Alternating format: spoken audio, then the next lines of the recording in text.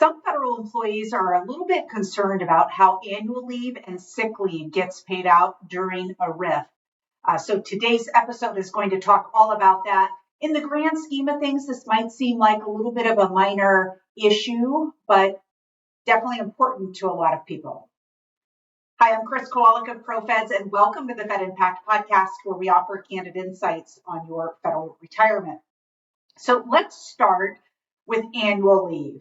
Right, both of them are going to be paid very differently as normal, but here, looking at annual leave, let's talk about how it's paid out when someone separates or retires. So essentially, the number of hours of annual leave that someone has is multiplied by their hourly rate of pay, and then it's paid out in lump sum.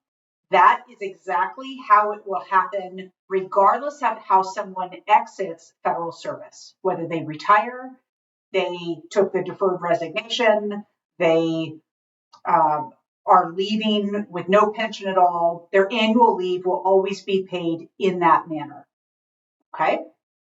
Sick leave, on the other hand, the payment of that or the utilization of that leave, that unused sick leave, will depend largely on whether someone is eligible for an immediate pension.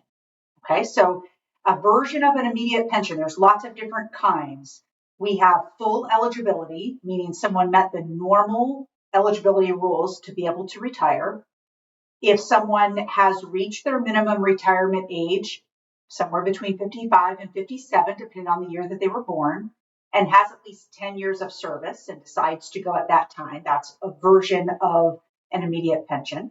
Then we have the VERA, which is the early out, and the discontinued service retirement, which is the involuntary version of the early out. Okay, all of those are versions of an immediate pension. And if someone gets one of those pensions, their unused sick leave will be converted to years, months, and days using a special calculation and added to their years of creditable service.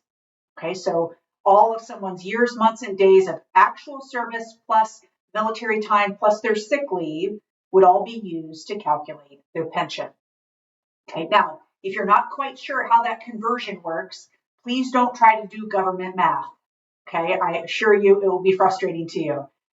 We're going to give you the link to the 2087 chart. You can find it through OPM, but it's way easier if you go to our site because we give you the quick link so you don't have to go search for it on OPM. Okay, so you're still going to end up on OPM from our site, but you'll at least be able to get there much faster. So you can certainly go to the show notes in today's episode and see that link directly. We'll also tell you how to get those show notes if you're not familiar with that.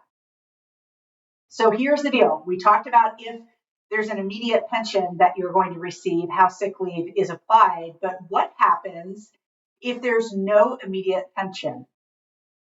Well, unfortunately, sick leave is simply lost. So if you leave outright from the federal government and have no pension available to you, or you leave at an age in which you're eligible for a pension, meaning you're vested for a pension of at least 5 years of service, but you have not met the proper age to be able to retire, you have a deferred pension, and sick leave is never included in deferred pension calculations. So here's the deal. If you are not going to leave the government with a pension that is payable to you right away, you need to go ahead and use your sick leave.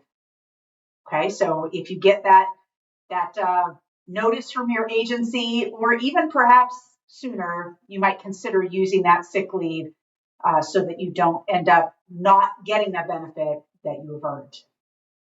Okay, so there's always so many little complexities. In the grand scheme of things, this probably seems like a pretty small one for most of you, given that you have much bigger decisions that you're making, but leave always is top of mind for feds of how it's calculated. And remember, to get the 2087 chart, that sick leave conversion chart, you can go to the show notes for today's episode. You can also, if you're not quite sure how to get to the show notes, you can text the word podcast to 224-444-6144. You'll have a link to the podcast. You can see all of the podcasts and all of the show notes. And of course, for this one, be able to see the 2087 link. Okay. All right. Well, I hope today's episode has been helpful to you. Again, always lots to think about, but I'm glad that you're here to be able to get this information.